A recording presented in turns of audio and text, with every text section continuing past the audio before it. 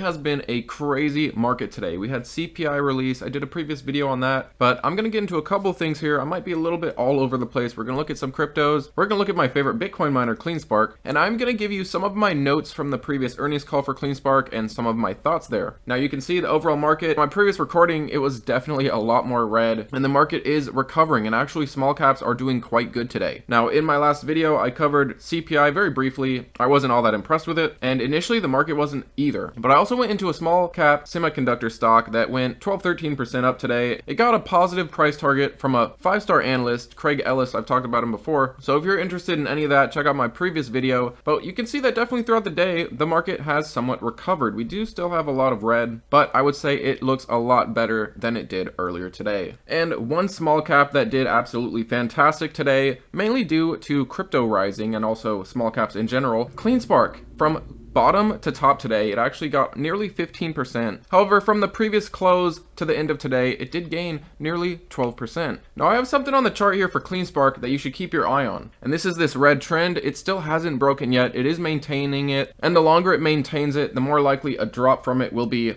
more exponential. So keep an eye on this trend. And another thing you want to watch out for Clsk is that this 200 EMA starts curling upwards. And you also want to see a flip of these moving averages, with the red one being towards the bottom. Another thing I'll be watching for on Clsk is a flip or a cross of the 50 to 200 MA. And we are approaching this as well. This is seen as very bullish. And keeping the Clsk trend before we move on to a couple other things, they did release earnings, and I'll go over a couple notes that I took on that. And they also released their January Bitcoin mining update, which wasn't a part of their earnings, so keep that in mind. Now in this January update, they did mine a record 697 Bitcoin for the month, up 50% from the previous month. And if you remember, in December they were dealing with some hiccups because there was a winter storm for their Georgia facility, so they weren't mining at 98% efficiency, which is what we saw on this last update. So next month, in the beginning of March, we're going to get our February update, and you're going to want to see how they do with this, efficiency. Do they stay at a 98% uptime? Do they stay in the 90s? And the CEO even says this remarkable achievement is the direct result of some of the hardest working and most dedicated teams in the public Bitcoin mining sector. I want to see this continue and at least stay in the 90% range. Sorry, I just had to change my battery. Where was I? Oh yeah, their Bitcoin balance. So their Bitcoin balance did increase as of January, up 32% from December. And they currently are mining at a hash rate of 6.6 exahash, up 7% from December of 2022 and 214% year over year.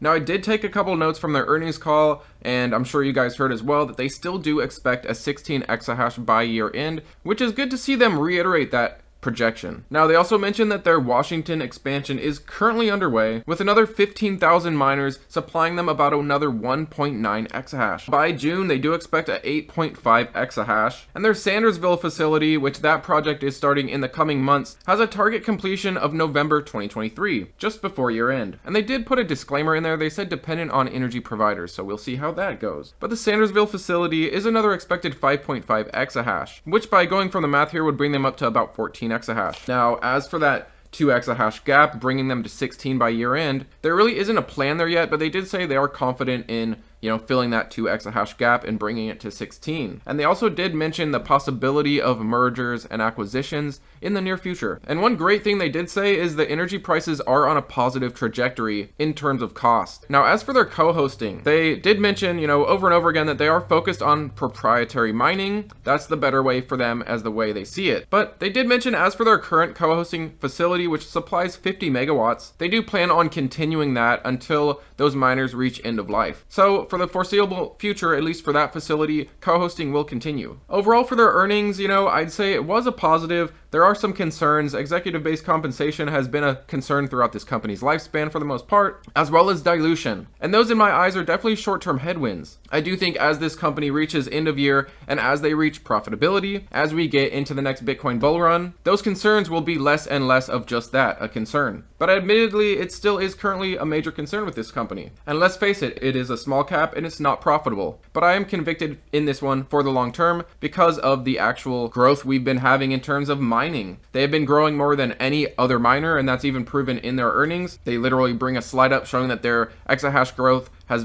gone up considerably more than other Bitcoin miners. And, they took advantage of this bear market. And I do believe that in this next bull market, all the pieces will come together for this one. But let's look at a couple other things. I do want to show you Bitcoin real quick and a couple of altcoins that I have been watching. And I might have not told you earlier, but their earnings call is going to be down below for you, so you can listen to CleanSpark's earnings call for yourself. But I did want to show you Bitcoin and show you that the EMAs are starting to look more positive. We are nearing a cross here, which will be seen as a bullish thing. One thing to be aware of though is some people could argue that this is kind of a head and shoulders forming. It doesn't look much like a typical one, but I kind of do see what people mean. There's the two shoulders, there's the head, but we'll see if that causes a negative reaction. We did flip our previous support as a resistance, so you're going to want to look out for that. As I've said before, this 22,300 is kind of a pivot point for Bitcoin, and if we can break that, we're off to our previous resistance of roughly 24,000.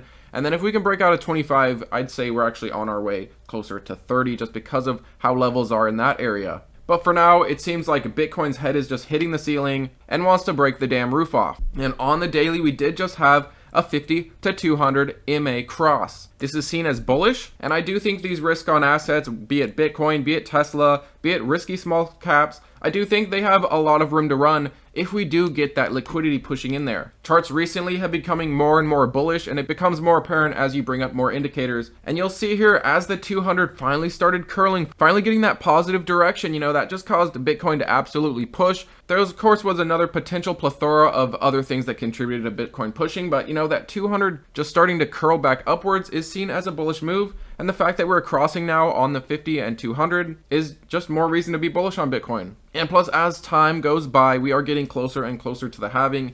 And if history is a and if history repeats itself, well, the next halving is going to cause an exponential run on Bitcoin and the alts as well. And one altcoin that I think is going to do fantastic is Fantom. To me, it's been showing a lot of relative strength.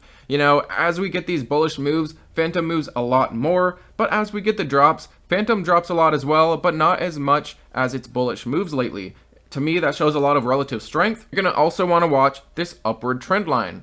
As for a resistance, I do think a break out of 65 will bring more to Fantom, but it's really a matter of breaking that. If we push too far too fast, we'll become overbought on the RSI, we won't look very good, and there will be a sell-off coming. So I want to see a slow and steady gain up this trend line over the coming days, not just over a day or two, because huge gains will be met with huge profit taking or bag holders trying to finally get out at a little bit of a better price. Now Cardano, another one that's actually looking really good on the chart to me. It has maintained its uptrend ever since the end of last year, and I'm personally looking for a break of 45 cents. I think that will bring more bullish momentum.